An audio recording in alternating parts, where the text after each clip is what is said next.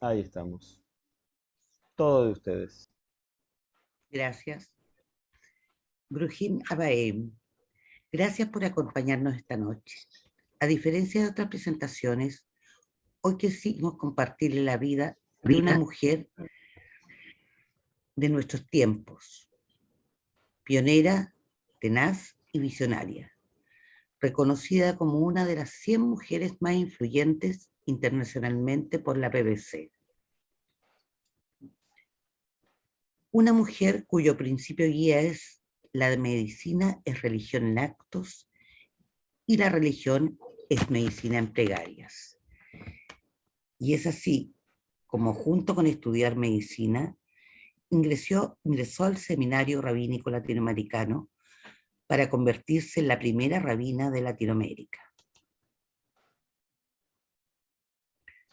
Se trata de la doctora Analía Bortz, nacida el 4 de febrero de 1967 en Buenos Aires, Argentina, hija de los doctores Isaac Bortz y Esther Leibovich de Bortz, ambos nacidos en Argentina, pero cuyas familias emigraron desde Polonia y Rusia. Analía y sus dos hermanos estudiaron en colegios judíos de Argentina, y es así como el 11 de septiembre de 1981, en un intercambio cultural educativo de su colegio Rambam y un colegio de Córdoba, conoció al que después fue su marido, Mario Carpujo. Aquí vemos fotos de su boda y en la actualidad. Una pareja muy enamorada toda la vida realmente. Me tocó conocerlas, por eso lo cuento.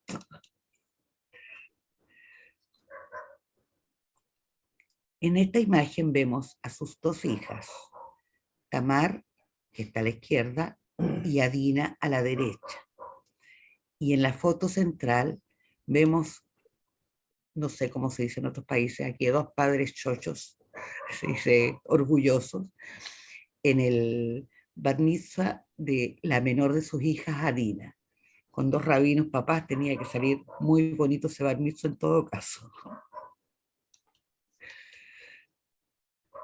Terminados sus estudios en el año 1984, Analía decidió proponerse dos grandes desafíos al mismo tiempo: ingresar a estudiar medicina en la Universidad de Buenos Aires y al Seminario Rabínico Latinoamericano Marshall P. Meyer, al cual ingresó junto con su esposo Mario Carpujo. ¿Pero cómo surgió esto? Veamos el siguiente video. En mi familia somos todos médicos. Mis padres fueron médicos y también inspiraron a los demás a ser médicos. Toda la familia más unida, digamos, y también mis primos, todos ellos fueron inspirados por la increíble esencia de mis padres médicos, en donde el concepto de Tikkun Olam, de poder ejercer no solamente la medicina, pero además poder llegar al paciente, donde el paciente estaba, y poder dedicarse a ese paciente todos los días de su vida, fue un gran ejemplo para nosotros. Entonces llegamos a la medicina a través, más que todo, a través del Tikkun Olam, pero también era una manera de respeto a mis padres de poder ejercer la medicina. Cuando yo comencé en la Facultad de Medicina, en el año 1984, en ese momento estaba leyendo un preparado histológico y me quedé pensando qué es lo que, cuándo íbamos a hablar del ser humano en general. Yo también era asistente de la cátedra de anatomía y fue en ese momento a preguntarle a nuestro jefe de la cátedra, que después pasó a ser decano de la universidad, el doctor Luis Ferreira, al que tengo muy buenos recuerdos. Le pregunté, en este momento estamos hablando del hígado y del páncreas y del bazo y del intestino, ¿cuándo vamos a hablar del ser humano en general, en forma holística? Y el doctor Ferreira me contestó: cuando llegues a la carrera, la parte de semiología, pues que era en ese momento el cuarto año de la universidad, vamos a poder hablar también del alma y del cuerpo. Y yo no tenía mucha paciencia, así que fui a golpear las puertas del seminario rabínico y dije: quiero simplemente estar aquí para poder estudiar, para poder revitalizar ese contacto con lo que es el alma. Y siempre me gustó esta idea de unir el alma y el cuerpo. Entonces, para mí, básicamente la medicina es plegaria en forma real, y para mí la religión es medicina en forma de plegaria. Eso está inspirado en Abraham Yeshua Heschel, que esa es una manera de entender lo que es el alma y el cuerpo. Todas las mañanas nosotros rezamos dándole gracias a Dios por darnos todos los orificios de nuestro cuerpo que con ellos podemos subsistir en nuestra vida, y después rezamos por nuestro alma. Y para mí esa combinación entre el alma y el cuerpo es lo que me motivó a estudiar tanto medicina como el rabino. Analía se tituló en medicina el año 1990. Se recibió en la especialidad de radiología y después hizo un postdoctorado en bioética, labor a que ha dedicado su vida. En el año 1994 es ordenada rabina en Jerusalén, tras lo cual regresa a Argentina y logra ser reconocida como rabina por el movimiento ortodoxo.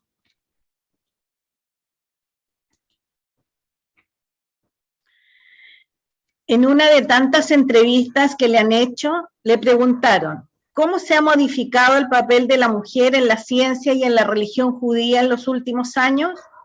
Analía respondió: la presencia de la mujer ha tomado un papel muchísimo más activo en los últimos años, pero eso también depende de un aspecto cultural, porque la cultura hace que, dependiendo del país en que se viva, uno puede tener la experiencia y la aceptación de la mujer en estos ámbitos. En el caso de los Estados Unidos, desde el año 1972 se han ordenado mujeres rabinas, primero con el movimiento reformista, luego en el año 1974 con el movimiento reconstruccionista y después en 1984 en el movimiento conservador. En el caso de Analía, ella fue la primera mujer latinoamericana ordenada rabina en Jerusalén. Dice Analía que fueron muchas las barreras que ha tenido que romper, pero pudo pavimentar la autopista para el resto de las mujeres latinoamericanas que se han ordenado rabinas después de ella.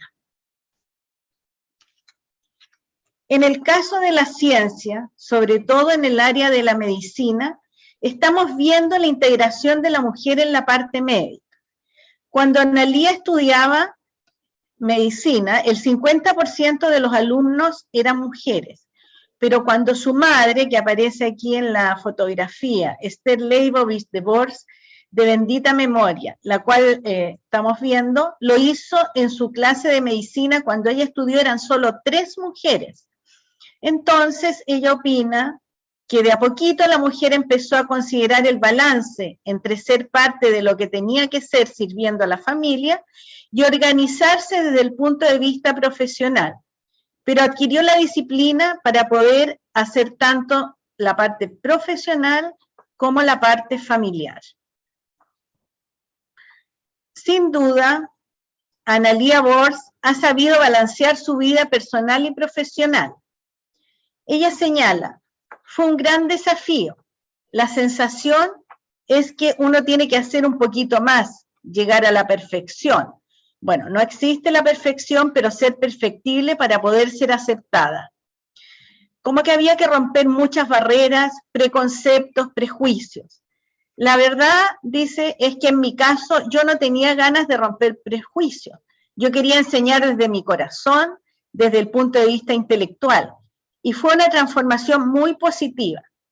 En mi caso personal, yo tuve que estudiar mucho con lo que tenía que ver con la mente y el cuerpo en el tema médico y con el espíritu en mi formación como rabina. Entonces, dice ella, logré una increíble relación entre una carrera científica y una espiritual. Analía refiere que como mujer podría traer una perspectiva totalmente diferente como madre que ha tenido hijos. Podría entender el líquido amniótico como si fuera una inmersión en un mundo distinto, como que el líquido amniótico da posibilidad de nacer de nuevo. Entonces, para mí, dice ella, fue una perfecta combinación. Nunca tuve la sensación de que estaba imponiendo mi opinión particular en nadie, sino que fui de a poquito, muy progresivamente, enseñando lo que yo sabía y desafiándome a mí misma para seguir estudiando, para tener la posibilidad de seguir enseñando con algo que no estaba escrito en la piedra, sino que yo podía involucrarme un poco más en la vida de la gente. Eso fue tremendamente positivo para mi experiencia. Ella comenta que los comienzos fueron muy difíciles, no era fácil romper las estructuras culturales y tampoco era su cometido. Su objetivo era poder enseñar, entender y despertar la sed de la intelectualidad, de la emoción y de la espiritualidad en la gente.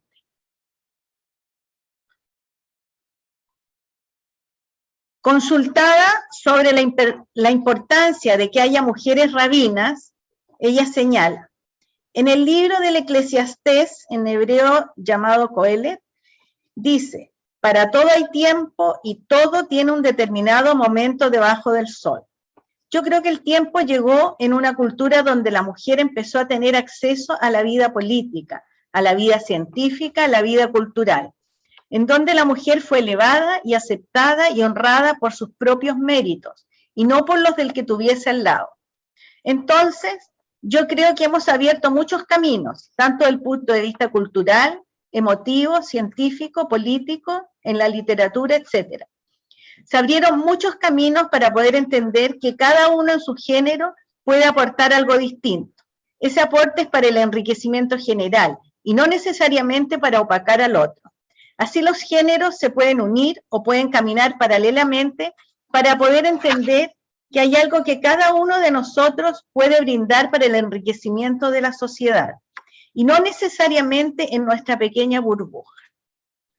Eso definitivamente es el tiempo que yo no tomo como una revolución femenina, sino como un aporte progresivo en el que cada uno puede brindarse sin tener que imponerse para competir con el otro. Yo no creo en esa competencia, yo creo en la unidad, donde cada uno puede aportar, Definitivamente es el tiempo de que haya rabinas. Hay muchas rabinas en Estados Unidos, hoy en día hay muchas en Latinoamérica, aunque todavía muchas de ellas no están en púlpitos porque no son aceptadas.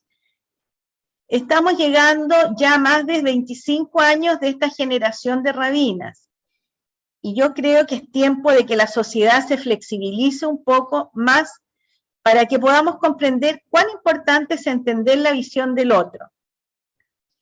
No hay ninguna fuente que prohíbe ser rabina.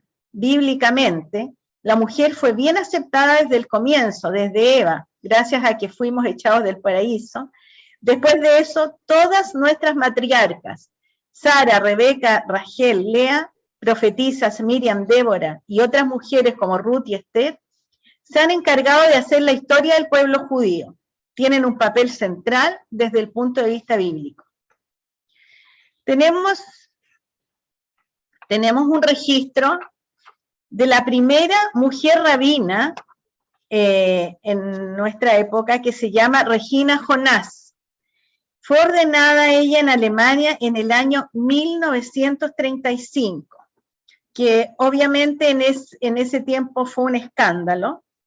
Ella nació en Berlín en el año 1902 y fue asesinada en el campo de Auschwitz en 1944, tras pasar un tiempo en Terezín colaborando con Viktor Frankl, que a lo mejor muchos de ustedes conocen.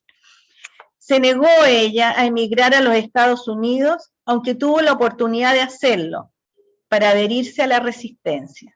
Solo tenía 42 años cuando fue asesinada.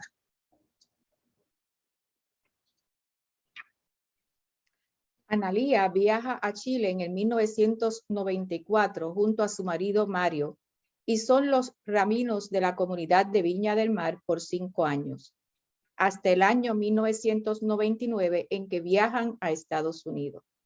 Tras ello, no deja su incesante labor por el judaísmo y en el año 2003 con su marido funda la congregación Or Hadash en Sandy Spring, Atlanta, que partió con 50 familias y llegó a tener más de 400, en donde permanecen hasta el 2020. Como veremos, en su historia profesional, Analía ha logrado desarrollar ambas labores con un sentido de unión y complemento que la llevaron a acuñar su principio guía. Conozcamos un poco de su vida profesional.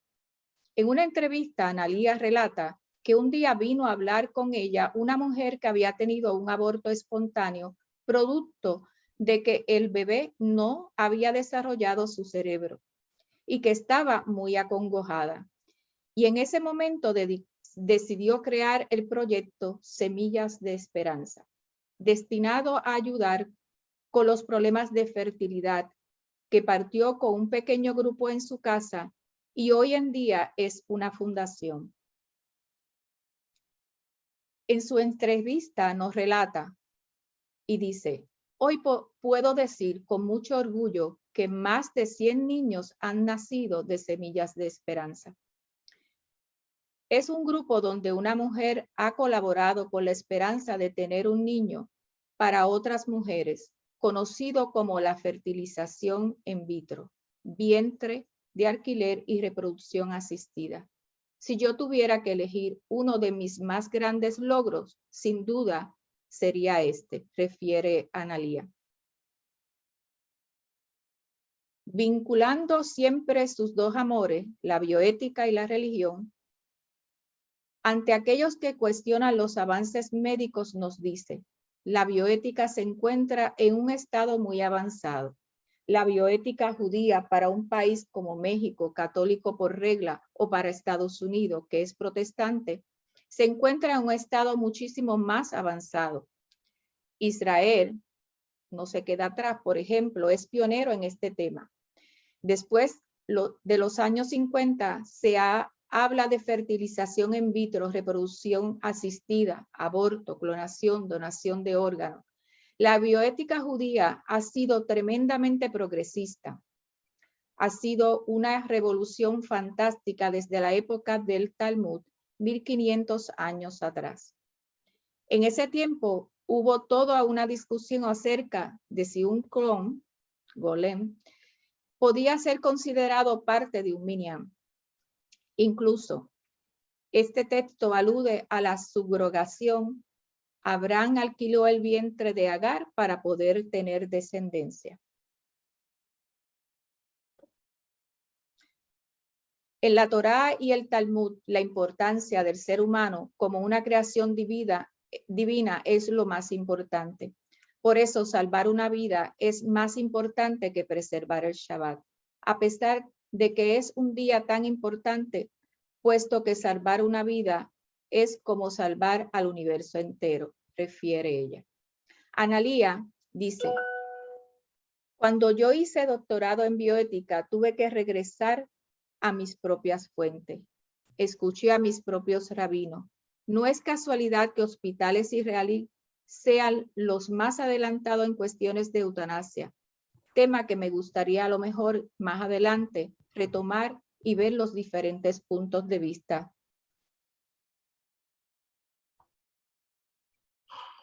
Su labor en la vida judía nunca ha cesado. Analía, en el año 2007, se graduó como investigadora senior en el Instituto Shalom Artam, que es un instituto de formación de liderazgo y educación judía de amplio alcance. El instituto forma y ordena rabinos y dirige escuelas secundarias religiosas para niños y niñas en Jerusalén, entre otras cosas. Reconocimientos.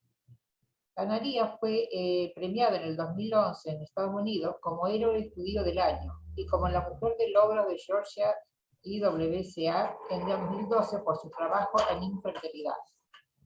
También ha desarrollado una importante labor contra el antisemitismo, con motivo de lo cual habló 2 veces en las Naciones Unidas en los años 2015 y 2016. En el año 2018, Borz fue elegida en el lugar 14 como una de las 100 mujeres más inspiradoras e influyentes internacionalmente por la BBC.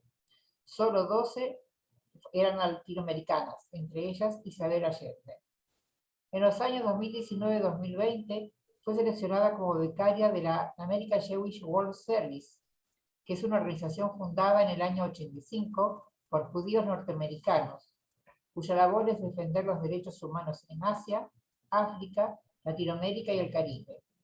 Es miembro activo de Schitt's Creek, que aboga por la investigación y la profilaxis de trastornos genéticos con mayor incidencia en la población judía askenazí, mediante la aplicación de test genéticos a las parejas antes de casarse para detectar la presencia de más de 200 enfermedades genéticas.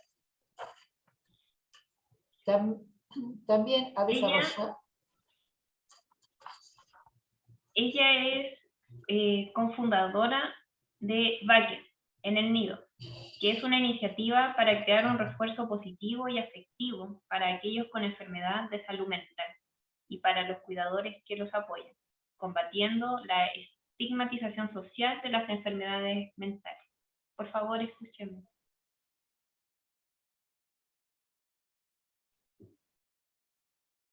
En el libro, creamos una institución dentro de la comunidad que la llamamos Bakken en hebreo, que significa en el nido, ¿sí? Bakken, adentro del nido. Pero también el acrónimo significa Briut, Keilah, Nefesh, o sea, la salud, comunidad y el alma. Y la razón por la que la llamamos de esa manera, porque cuando esta persona vino a hablar conmigo, yo le dije, el tema de salud mental es un tema que tiene que ver con también la salud física. Y yo le expliqué, lamentablemente, sobre todo el tema de la depresión, es algo que nadie quiere afrontar porque piensan que la gente, porque puede ser contagioso. ¿Sí? O sea, ¿por qué me voy a involucrar con alguien que está deprimido? Ya la vida es demasiado difícil, continuemos como estamos. Y yo le describí a ella lo siguiente, y después eso se abrió mucho más, y le dije, depresión es un cáncer del alma, así como yo describo la depresión. La depresión es un cáncer del alma. Lamentablemente, cuando alguien tiene un cáncer, supongamos de páncreas, toda la comunidad se une y traemos Bikur Jolim, vamos a visitar a la persona, vamos al hospital a visitar, traemos comida, mandamos cartas, llamamos por teléfono, estamos presentes para cualquier persona que tiene un problema físico, un cáncer de mama, un cáncer de páncreas, un cáncer de próstata, lo que sea, estamos todos presentes. Cuando alguien tiene un cáncer del alma, nadie lo puede ver, y la gente tiene hasta miedo, o tiene dudas, se hace el depresivo. Y yo le dije, no es así, la depresión es un cáncer del alma, al quien nadie le tiene lástima, al que todos le tienen miedo, y al que nadie quiere afrontar, como comunidad. Entonces nosotros tenemos una responsabilidad comunitaria, que es traer el tema de la salud mental, sobre todo en las comunidades judías, en donde a mí eso nunca me va a pasar. Entonces, cuando lo abrimos a la comunidad, hicimos una inauguración de la organización, y esa mañana mucha gente dijo, voy a ir a la inauguración, porque íbamos a dar muchas charlas y pláticas sobre el tema. Y hubo gente que dije, ¿para qué tienes que ir? Y eran jóvenes, 16 años, 17 años, 20 años. Y me dice, porque ustedes mis padres, nunca vieron que yo estoy pasando por un momento muy difícil y que me corto en los brazos porque siempre uso manga larga. Gente que no puede ver, incluso en sus hijos o en sus padres que están viviendo dentro de la casa, problemas de salud mental. Y eso tuvimos la oportunidad de abrirlo a toda la comunidad, y se hizo muy grande, y ahora tenemos incluso centros que están dispersos en otras partes. Nosotros lo hacemos en forma voluntaria, otros centros lo hacen con una membresía, pero esto se ha abierto en forma muy grande, y fue una oportunidad para mucha gente de básicamente lo que se llama acá salir del closet, ¿sí? Ir fuera de del placar, del closet, desde el punto de vista de la salud mental. Y los padres de esta chica, que no tenían la menor idea de todo esto, vinieron a hablar conmigo y me dijeron, esto le ha salvado la vida a nuestra hija. Esta mujer tiene 40 y tantos años, está casada, tiene hijas adolescentes, etcétera, etcétera. No estamos hablando de alguien que, digamos, estamos hablando de alguien que ha pasado por mucha terapia. hasta poder sentir que tenían un lugar en el mundo judío que les daba el espacio para poder hablar de salud mental. Y ella tiene un blog en este momento, y en el mismo blog uno puede ver cómo la gente le ha respondido, y padres de otra gente que le has dicho, les ha salvado la vida a nuestros hijos, a nuestros padres, a nuestros hermanos, solamente por la posibilidad de poder expresarse y de no ser juzgado con los prejuicios que tenemos en nuestra sociedad sobre el tema de salud mental. Así que es una de las cosas que más me ha engrandecido, realmente en el buen sentido de la palabra, me ha dado paz interior en todo esto, porque una persona puede salvar, como dice el pasaje Sanedrín en el tratado, en el Talmud, un ser humano es todo un mundo, y poder salvar la vida de una persona es salvar todo. Sus logros han sido muchos, como hemos visto recientemente. El avance de la mujer a través de sus estudios, publicaciones y entrevistas han sido de enorme impacto. Escribió para The Woman's Torah Commentary y The Woman After a Commentary, que fue editado por la rabina Elis Goldstein. Es autora del libro La Voz del Silencio, que es un viaje de un rabino a un monasterio trapense y otra contemplación, editado en el 2017. Este texto trata sobre su retiro silencioso en el monasterio cristiano llamado Monasterio del Espíritu Santo, que se encuentra en Atlanta, Georgia.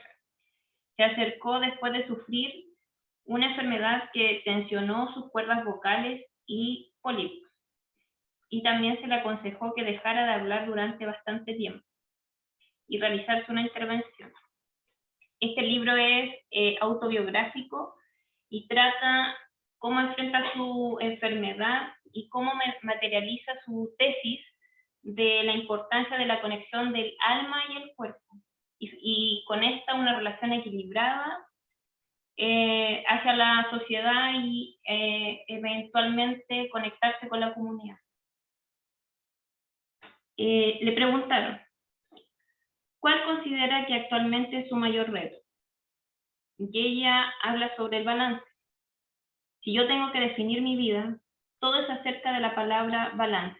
Como rabina, como médica, como autora, con doctorado, para mí, mi familia siempre va a venir primero. No hay nada más importante que mi esposo y mis hijas. Si mi hija algún día escucha este mensaje cuando ella lo habló, cuando lleguen mis nietos, no habrá nada más importante que mis nietos.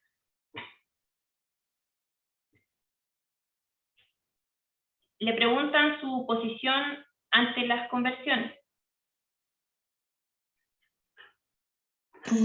Buenas tardes. Perdón, estoy atrasada, perdonen. Bueno, este es un terreno minado, dicen, cuando uno va a hablar de un tema un poco especial. Las conversiones generalmente, según unos edictos anteriores, ya están aceptadas en Israel los ritos de la Reforma y Conservador. Sin embargo, en una nota de Europa Press Internacional de Madrid del 1 de marzo del 2021, dice que la decisión ha sido adoptada por mayoría y con el voto negativo del juez Noam Solberg, según recoge la prensa israelí. No nos hemos pronunciado al respecto durante los 5 últimos años por respeto a las instituciones y para que pudieran legislar sobre esta cuestión, ha explicado la jueza Dafna Barek Eres. Pero como hay derechos en juego y no hay ningún proyecto de ley en tramitación, finalmente los 9 jueces implicados decidieron dictar sentencia. Sin embargo, dice, desde el partido ultraortodoxo Shas han criticado ya este golpe mortal contra la identidad judía de Israel. En palabras de su líder Ari Deri, quien es además ministro del Interior del gobierno de coalición que lidera Benjamín Netanyahu, supone la completa demolición del status quo mantenido durante los últimos 70 años, ha añadido. Este es un tema controversial, sumamente controversial, porque A mi manera de ver, nosotros los conversos somos aquellos que decidimos vincular nuestro destino al pueblo de Israel. Y hay muchas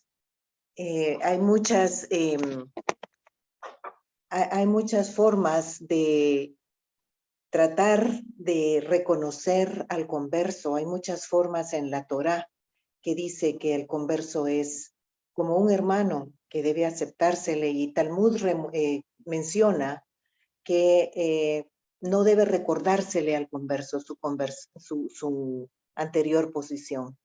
Sin embargo, no sucede. De acuerdo a lo que Rab Pablo nos enseñó Shaharit, el odio se aprende. El odio es una conducta aprendida. Necesitamos que nuestros hijos no hereden estas conductas de los anteriores a ellos.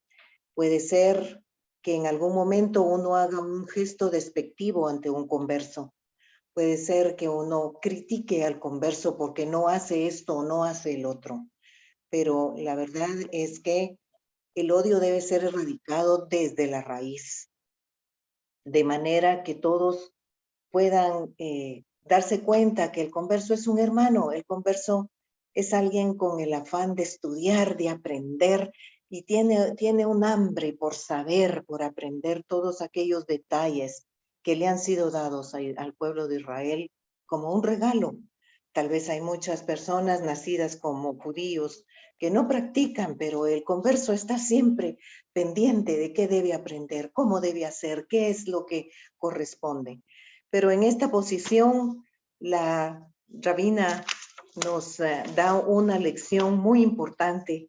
Ella habla de manera muy clara. La doctora Analía habla de forma muy concreta. Por favor, oigámoslo con su propia voz. Creo que estamos en un momento muy definitorio en la sociedad israelí. Lo que tenemos es una polarización de la sociedad. Tenemos la gente que solamente se enfoca en la parte jaredí, que es la parte ultraortodoxa, y esa gente está en un poder que tiene que ver con lo político y no necesariamente con lo religioso. Eso lo vemos en la Knesset, eso lo vemos en la Corte Suprema, eso lo vemos en las instancias en donde mujeres quedan ancladas porque los maridos no les quieren dar su get, el divorcio, y lo que se llama la Rabanut Rashit, que es el rabinato principal, está en el monopolio de esta gente, que porque está viendo que está perdiendo la fuerza con los seculares o con las denominaciones más liberales, como si fueran los reformistas, o los conservadores, o la ortodoxia moderna, o porque políticamente no se llevan de acuerdo con alguno de los distintos Rosh Yair o Rosh Yair, que son las de las municipalidades. Ellos coartan el camino de la gente para poder vivir en un Israel que lamentablemente, por lo que está pasando adentro, no puede fructificar más. Israel es uno de los países más maravillosos del mundo. En mi opinión personal, es el país más maravilloso del mundo. Es un startup nation, o sea, es un país que la cultura está creciendo, que el high-tech está creciendo, que todo crece. Es un país en donde hay mucha responsabilidad por unos y otros, un país de muchísima colaboración, un país maravilloso, un país que realmente en territorio tan pequeño lo tiene absolutamente todo, pero es la corrupción política específicamente de ciertas áreas de los ortodoxos y sobre todo de los haredim que no permiten al país crecer. Y esto es una cuestión política, no hay ninguna razón religiosa ni legal para no aceptar conversiones. Si una persona, así como lo dice el Shulchan Aruch, fue rechazada 3 veces, quiere venir a convertirse y uno le dice, ¿te parece? El pueblo judío es muy difícil porque te van a perseguir, y uno rechaza 3 veces a la persona, que es lo que hago yo. Y la persona dice, sí, estoy de acuerdo con todo lo que dices, pero yo simplemente me quiero convertir, y hace todo el proceso de conversión. A veces sabe judaísmo mucho más que de aquellos que nacen judíos. Y después de todo eso, si es en el caso de un hombre, va a hacer el Brit Milá. Si es en un caso de un hombre que ya tiene Brit Milá porque es protestante o lo que fuera, se hace Atafat Dan Brit, que es el sacar la gota de sangre. Y todos van a la mikve, entonces tiene una conversión de acuerdo a la halajá. Y eso no tiene que entrar en las manos políticas, tiene que entrar en las manos religiosas. Y nosotros como judíos deberíamos aceptar, no solamente, y tendríamos que dar la bienvenida a aquel que sacrifica una religión que tuvo previamente para poder ser aceptado en la religión judía.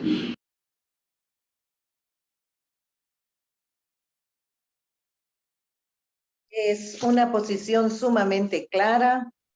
Creo que ella establece con lujo de detalle la posición que debemos adoptar. En la siguiente placa, el 21 de julio del año 2020, Analía con su esposo hacen aliyá, viviendo en la actualidad en Jerusalén, lugar en que viven también sus hijas Tamar, nacida en la Argentina, y Adina, nacida en Viña del Mar, y su pequeña nieta Aviv Luna, hija de Tamar. En la placa podemos ver la boda de su hija y también a sus abuelos cargando a la pequeña Aviv Luna. Bien, para finalizar tenemos una sorpresa preciosa. Tenemos un mensaje directamente de la rabina Analía que nos ha mandado a todos de Kibbutz Galuyot. La vida de Analía nos deja el ejemplo que la ciencia y la religión son un complemento entre ellas y que si dejamos nuestro espíritu fluir, podemos aportar mucho al Tikkun Olam. Adelante con el mensaje. Queridas mujeres de Neshot HaJodesh y de Kibbutz Galuyot, es un placer mandarles mi especial saludo desde Jerusalén, desde Jerusalén, la eterna capital del pueblo judío, en donde nos reunimos juntas a través de las distintas pantallas, a través del mundo, pero con un corazón aunado unos pocos días antes de Hanukkah, en donde traemos luz al mundo, donde nos creamos y recreamos, nos creamos para poder trabajar juntos, para poder estudiar juntos, para poder crecer intelectualmente, para poder crecer emocionalmente. Les mando un saludo desde nuestra hermosa capital, eterna capital del pueblo judío, desde Jerusalén. Soy la rabina doctora Analía Bortz. Bravo. Muchísimas gracias. Esta ha sido nuestra participación. Yo estuve un poco tarde, disculpen, pero creo que la rabina Analía se lleva las palmas de todos nosotros. Ha sido un ejemplo que no va a ser borrado de nuestra mente fácilmente. La rabina muestra un entusiasmo, una forma de participar en el judaísmo tan activa, tan preciosa. Muchas gracias a todos por escucharnos y estamos listas para las preguntas o comentarios.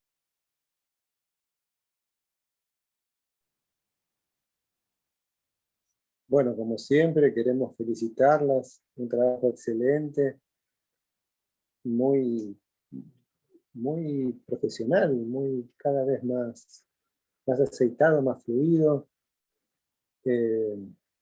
Ahora también con participación de las propias figuras estudiadas. Tiene una dimensión periodística, aparte del estudio. Imagino que hablo por todos y por ustedes mismas cuando digo que es un trabajo que avanza y que nos hace sentir muy orgullosos y que vale la pena. Quería felicitarlas. En Hanukkah echaron mucha luz a la actividad que hacemos juntos. Me sumo a las felicitaciones, me sumo a los aplausos, creo que han hecho un trabajo excelente. Y permítanme que agregue una pequeña anécdota a la vida que ustedes relataron recién. Hace muchos años, en un pueblito chiquito de la provincia de Buenos Aires, que se llama Berisso, había dos amigas que estudiaban juntas, que iban al mismo colegio, Una era la hija del farmacéutico del pueblo y otra era hija de inmigrantes recién llegados que estaban realmente económicamente muy mal. Eh, pero esta chica tenía realmente una sed de conocimientos enorme y el farmacéutico le dijo a su hija que para esa amiga la puerta siempre tenía que estar abierta.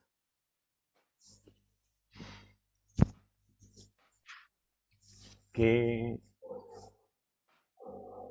la biblioteca de esa casa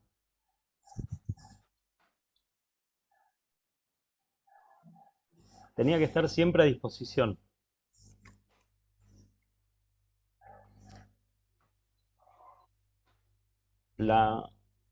Esta hija de inmigrantes es Esther, la mamá de Analía, y la hija del farmacéutico era mi mamá. Ah, Muchos años después, maravilloso en todo caso, maravilloso. muchos años después, eh, dos adolescentes se conocen estudiando en el Seminario Rabínico Latinoamericano, viajan juntos en un viaje a Israel y en el conocerse en ese viaje y empezar a charlar acerca de las idas y vueltas de la familia, descubren que ambas madres eran de Berisso. Eh, Uno era yo y el otro era Sergio Bortz, el hermano de Analía. Eh, Así que toda esta historia a mí me llegó muy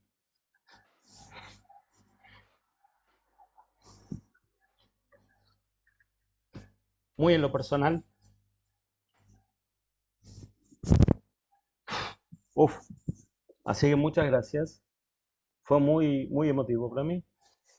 Los conozco, bueno, Analía, Mario fue Madrid mío y puedo darles absoluta certeza de que tanto Analía como Mario son dos personas excepcionales. Eh, Así que fue muy lindo verlo y muy bueno reencontrarme con toda esta historia. Eh, Así que les agradezco. Eh, pero evidentemente esa sed de conocimientos, esa intención de saber más y ese sobreponerse a cualquier dificultad se fue heredando en las siguientes generaciones. Gracias por lo que presentaron. Gracias a ti por compartirnos esa anécdota. De verdad que fue en el momento preciso y gracias a Celia también que hizo el contacto con ella, que fue mucho más, nos enamoramos más, ¿verdad?, de la personaje y nos enseña muchas cosas, trae temas actuales y que nos ayudan nos invita a analizar, ¿verdad?, para pensar sobre esos temas, reflexionar y a meditar sobre eso. A mí me encantó y gracias a todos, ¿verdad?, por las que participaron.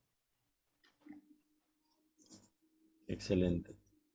¿Preguntas? No, presionenlas, pónganlas en un aprieto.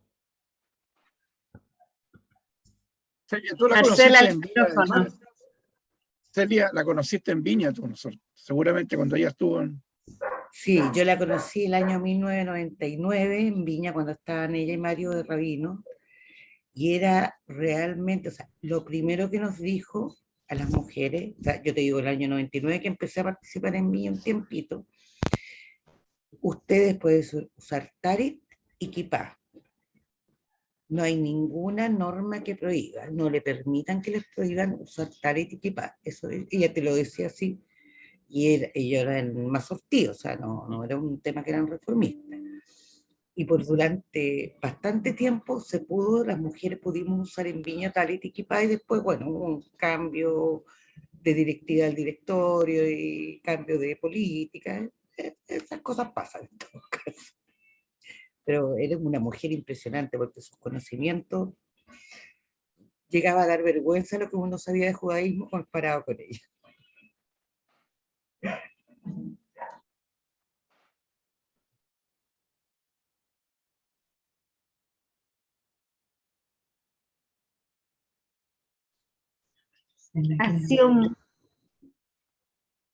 Ha sido muy impactante el testimonio de todas ustedes y de la doctora Ramina. Increíble.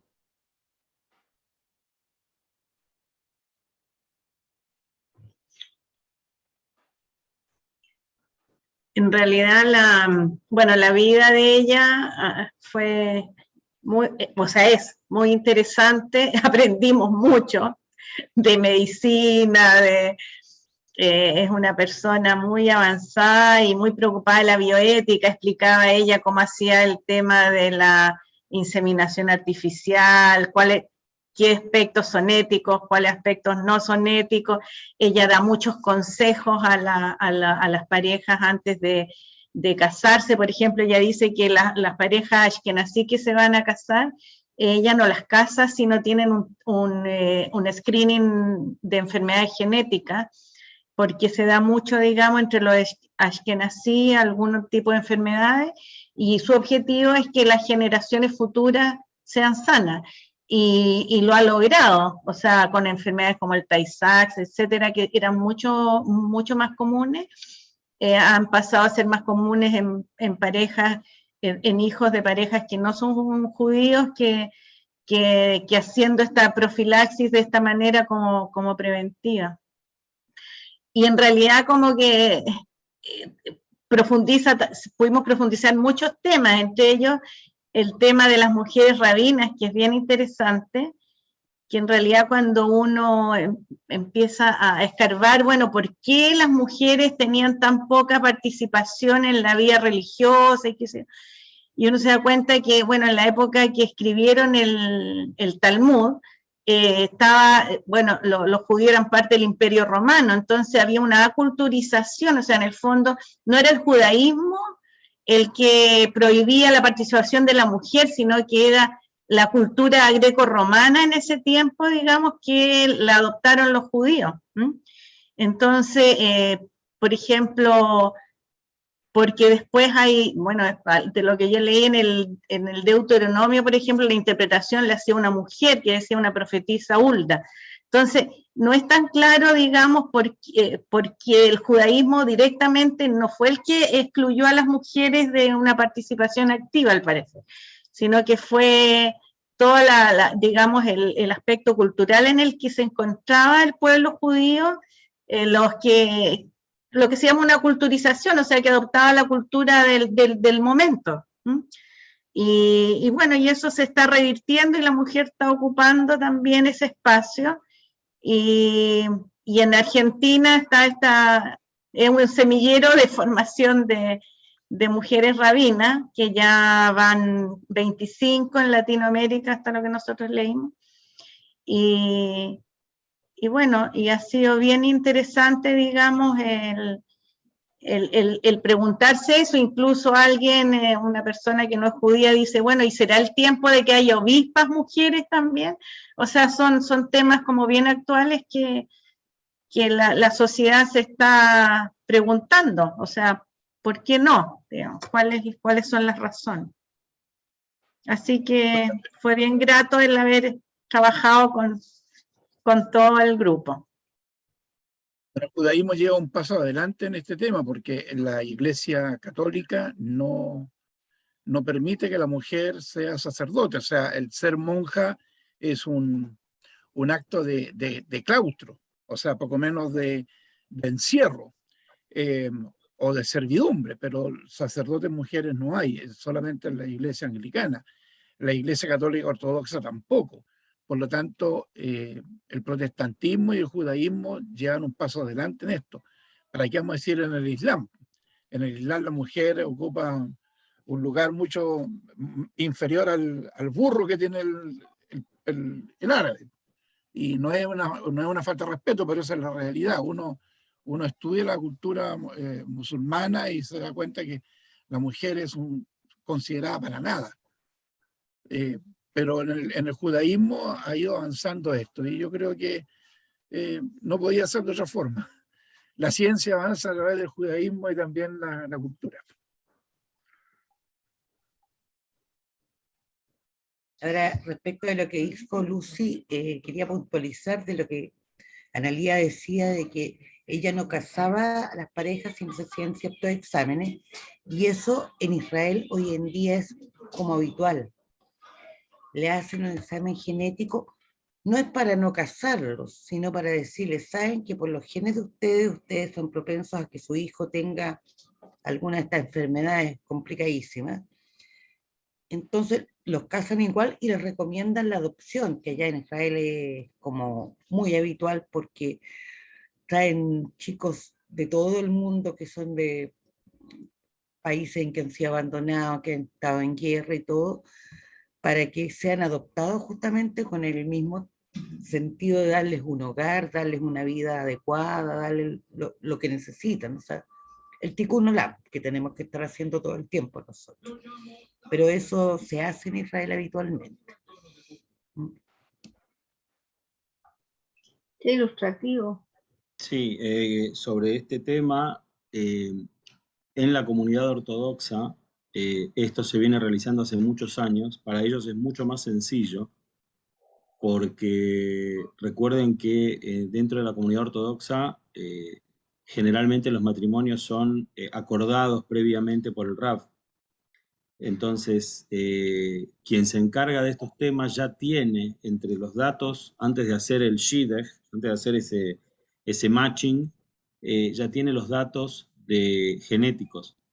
Entonces sabe quiénes podrían o no podrían tener algún tipo de propensión a desarrollar alguna de estas enfermedades genéticas.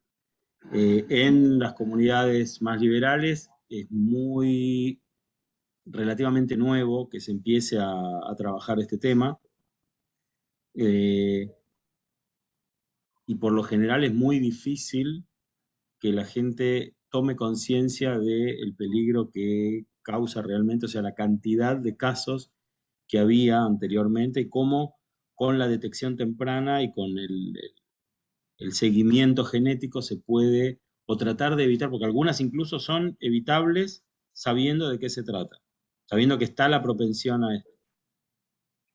Otros, como dice Celia, se les puede recomendar adopción, y la gente tiene la opción de elegir. Pero por lo menos no es una sorpresa o algo que les cae como un mazazo cuando no estaban preparados. Entonces, todo este análisis genético se está volviendo cada vez más usual en comunidades no ortodoxas, cuando dentro de la ortodoxia ya era una parte del trabajo habitual, parte del trabajo diario. Claro, ella decía que ahora es gratuito ese test en Israel. Sí. Y bueno, también hacía fertilización in vitro y ahí escogían los embriones que no tenían los genes Claro. en Bueno, cuestión. Pero ahí explicaba bien en la parte ética, o sea, era solamente por el tema enfermedad, no el sexo, etcétera. O sea, era una cuestión muy científica. Sí.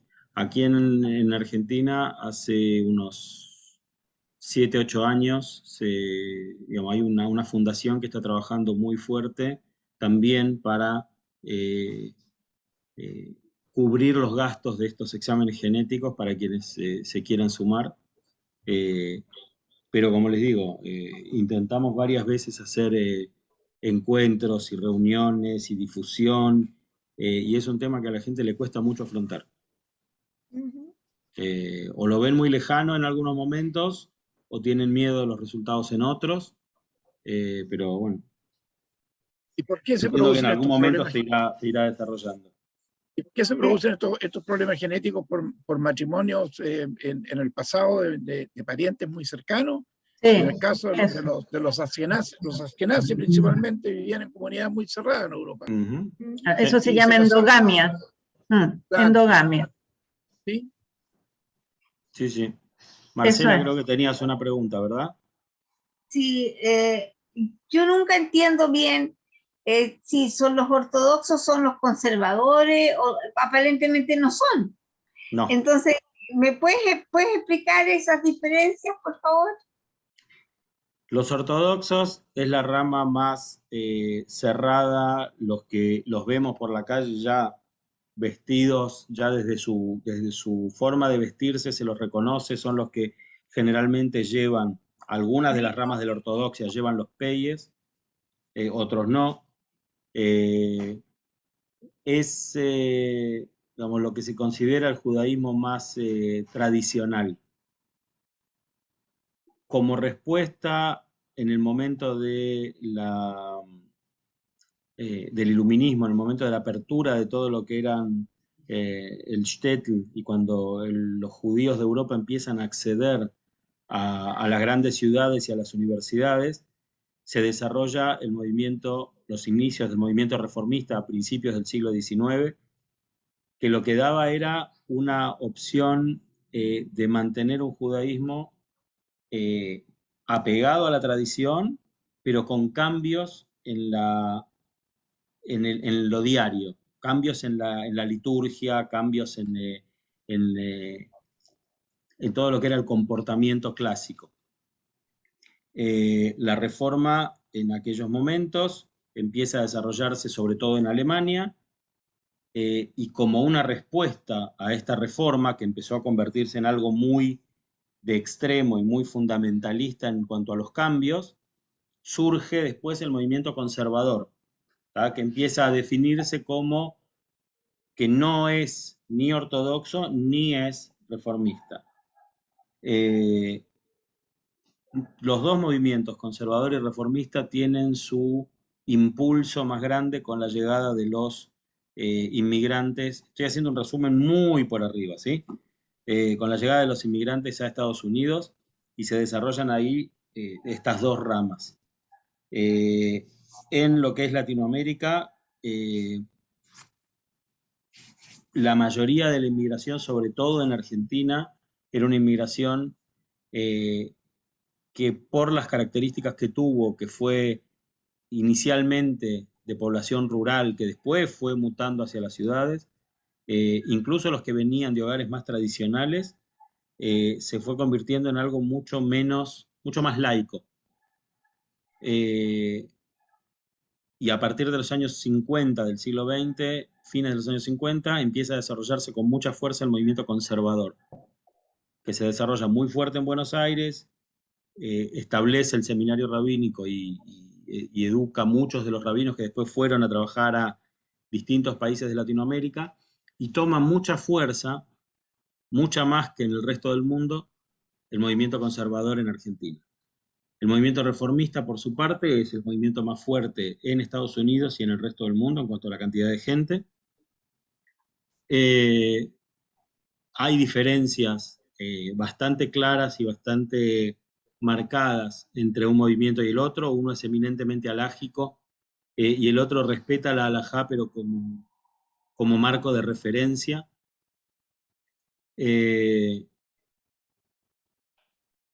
Yo creo que Pablo compartimos esta idea. No, las etiquetas son a veces demasiado, como que nos aprietan demasiado. Y creo que hay lugar para todos, y cada uno tiene la opción de vivir su judaísmo como se siente más cómodo. Y cada uno de los movimientos y cada una de las formas de interpretar cada uno de esos movimientos es tan válida como la otra. Sí es cierto que es muy difícil recibir el reconocimiento por parte de la ortodoxia, pero hay un momento en el que uno define que ya no necesita ese reconocimiento.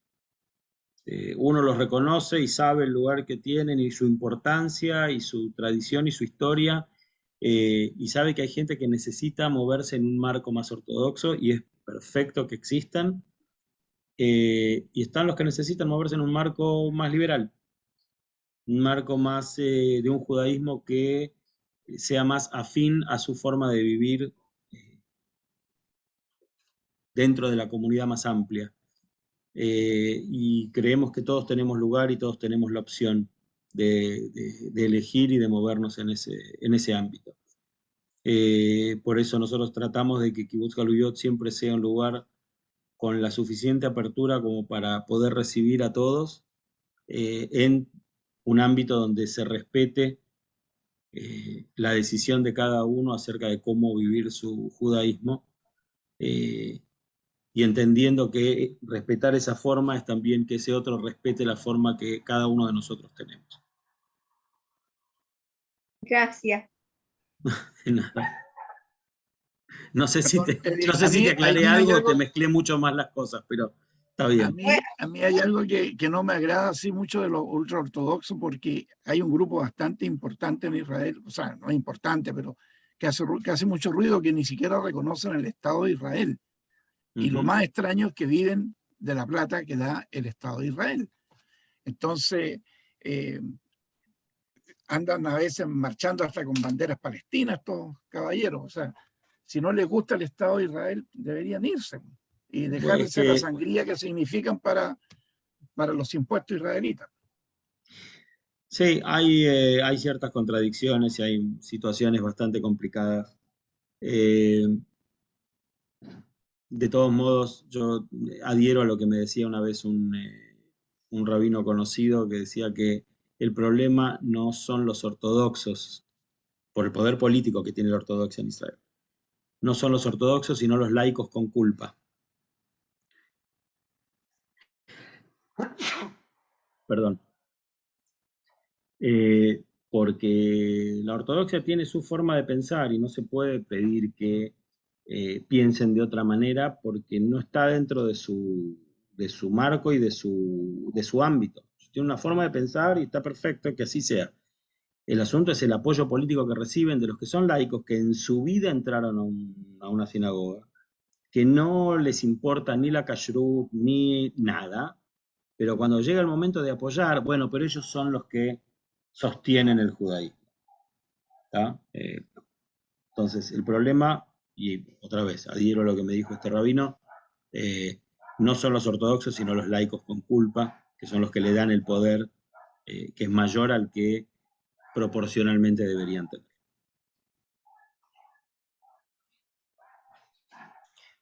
¿Les parece si encendemos las velas de Hanukkah? Estamos en una linda noche para encender velas y creo que, a ver, corríjanme si me equivoco, pero creo que hoy tenemos representadas 5 comunidades con nosotros. Tenemos representado a Temple Bet Shalom de Puerto Rico, tenemos representado a Dat Israel de Guatemala, tenemos a Max Nordó de Valparaíso en Chile, tenemos a la comunidad de Los Ángeles y tenemos a General Roca. Estamos todos. Presente. Exacto. ¿Quién más nos está faltando? Colombia nos falta. Colombia. Falta Nos falta una. Colombia. Falta una. ¿Quién? Sí, le hablo. Doris. Presento, sí, y le agradezco a Lucy la invitación. He escuchado con mucha atención, estoy emocionada por palabras de, espérate, no la encuentro, a Janet, ahora yo no sé si ella es conversa o no, pero la verdad es que aquí mi comunidad en Puerto Montt está formada principalmente por matrimonios mixtos. Y quiero decirte que la parte no judía del matrimonio es la que más tira hacia el judaísmo. Entonces yo reconozco las personas porque tienen ese cariño por el judaísmo que a veces los propios que hemos nacido judíos no lo tenemos o sabemos menos incluso, como tú decías bien. Yo admiro a la gente que se convierte porque lo hace con amor, ¿ya? Y como bien decía la rabina, y 3 veces hay que decirle que no porque tiene que ser sincero ese deseo de pertenecer a este pueblo que es difícil y cuesta mucho, ¿ya? Porque hay mucha ignorancia solamente por eso. Y va a ser muy rechazado, pero si golpea 3 veces la puerta es porque realmente está convencido. Así que te felicito, Janet. Y gracias por permitirme escucharlo. Porque Muchas he gracias. aprendido hartas cosas. Gracias. Muchísimas Doris. gracias, Gracias, Doris, por estar. asistir. Gracias por venir, Doris. gracias por Muchas participar. gracias. Y te esperamos Ujú. para todas las clases y te esperamos también en nuestro servicio de Shaharit. ¿Está? Y para el Kabbalat Shabbat, quiero avisarles que ya se vayan preparando. Los próximos 2 Shabbatot vamos a tener Kabbalat Shabbat. ¿Ok? Ya. A ver, vamos a sacar un poquito el fondo.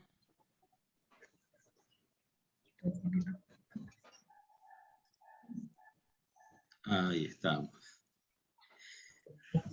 Vamos a encender las Nerot. Y yo creo que cada uno tiene una idea de qué luces son las que lo iluminan. Ya les voy a pedir que cada uno vaya colaborando y diciendo cuáles son las luces que siente que lo están iluminando. Y yo personalmente en este momento quiero encenderla por la luz más fuerte que tengo, que son todos los que están acá alrededor mío, que son mi familia. Y desde acá y con ellos y para todos, quiero que tengamos estas luces que nos puedan iluminar. Así que vamos a decir las brajot. Pablo. Uy, sería bueno que no rompa el fósforo. Vamos. Vamos. Baruch atah Adonai Eloheinu melech haolam asher kidshanu b'mitzvotav v'tzivanu le'adlik ner Chanukah. Baruch atah Adonai Eloheinu melech haolam Nisim Laboteinu Bayamim Haem Basman Azeh. Ahí está. Ya estamos en vivo. Aquí.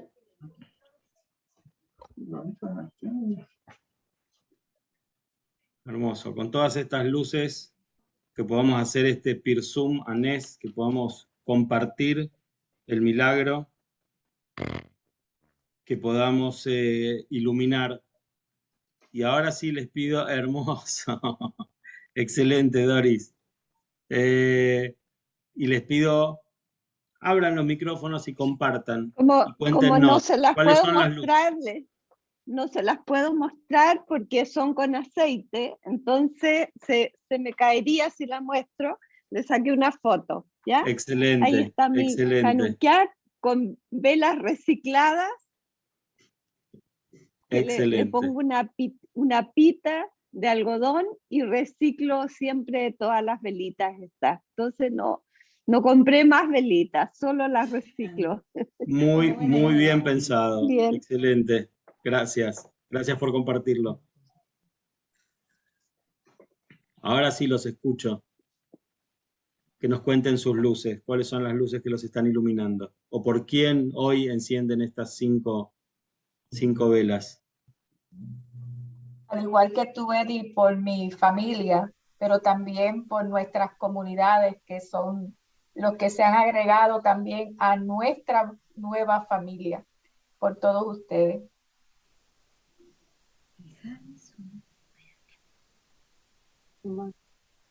Yo igual por mi familia, que son mi más grande tesoro, y por las personas que hoy día no pueden, que ya no están, ¿verdad?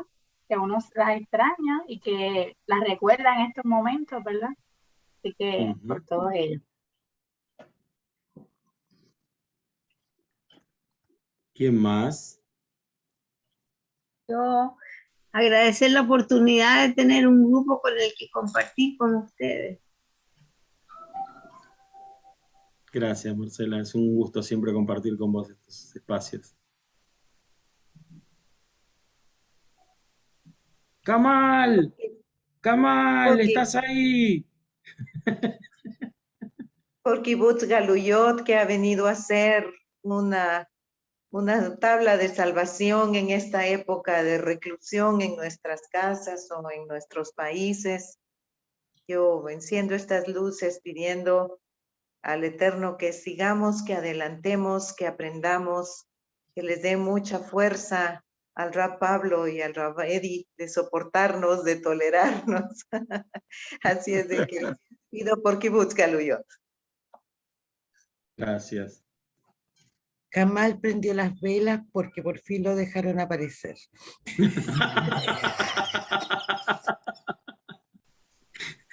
Jocelyn algún día se va a enojar con nosotros de todo lo que le decimos y ese día va a ser grave.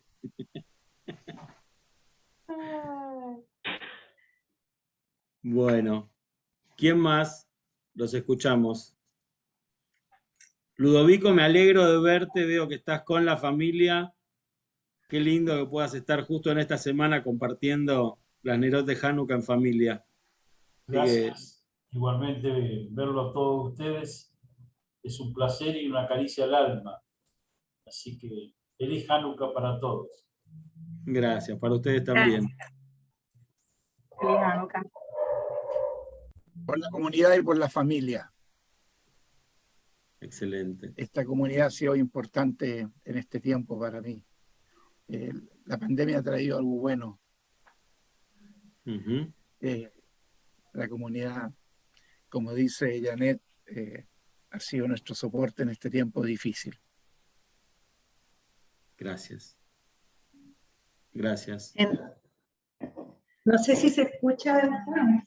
Se escucha, se escucha. Se escucha. Bueno, nosotros. Ahora, justo ahora no te escucho, Lucy. Es un problema técnico, pero bueno, por la unidad de la familia, de las familias, ojalá de todas las que están aquí, y por mantener Kibbutz Galuyot y esto tan reconfortante, digamos, que ha significado para nosotros también para poder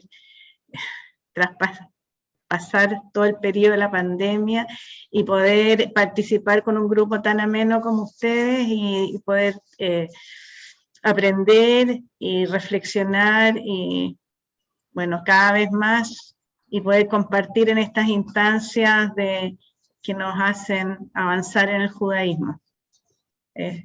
Así que feliz Hanukkah. Gracias y feliz Hanukkah para todos.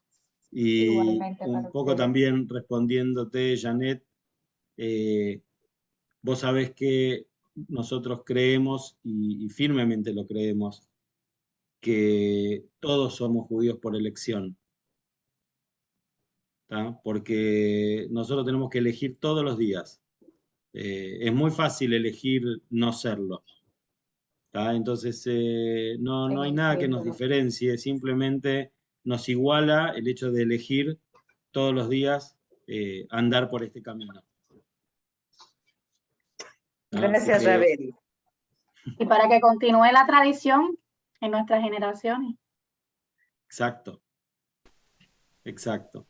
Que podamos continuar. La verdad que quiero agradecerles, me encanta verlos a todos, me encanta que podamos hacer este encendido, llevando mucha luz desde tantos puntos diferentes de Latinoamérica, y los invito y los convoco a que vayamos acercando a toda la gente que sabemos que puede necesitar este espacio, así como la pandemia nos unió cuando no lo esperábamos.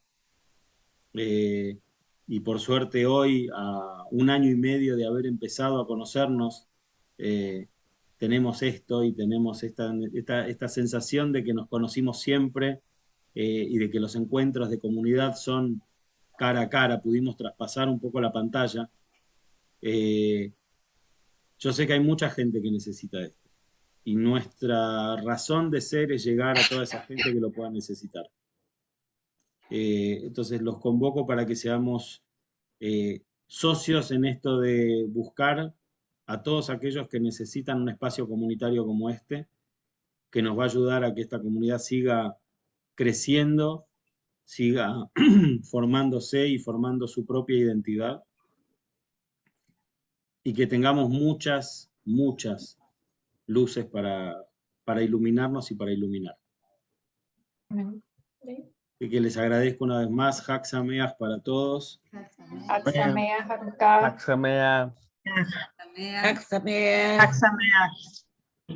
Y que en algún momento, así, un poco acá, un poco allá, también podamos encontrarnos cara a cara y compartir este y otros momentos más. Y a Gilberto e Ingrid, que no lo llegué a mencionar, pero ustedes están en Cali. Así que seguimos poniendo puntitos en el mapa. ¿Ah? Un gusto que... Hag Sameach es de Colombia también. Hag Sameach. Hag Sameach, un gusto que estén. Así que bueno, gente, haciendo un pequeño repaso, nos vemos este sábado para Parashat Miketz en el Shaharit.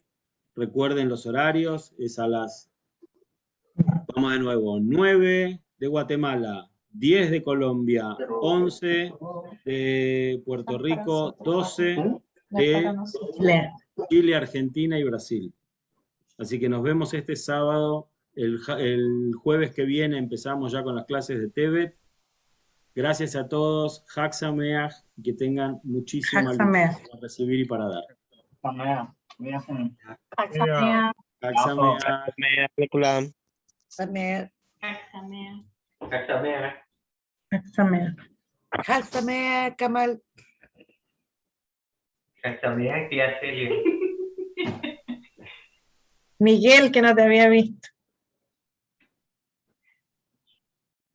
Estaba detrás de la pantalla, Miguel. Sí, sí, hace rato que está.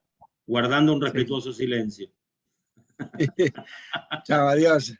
Chao a todos. Buenas noches.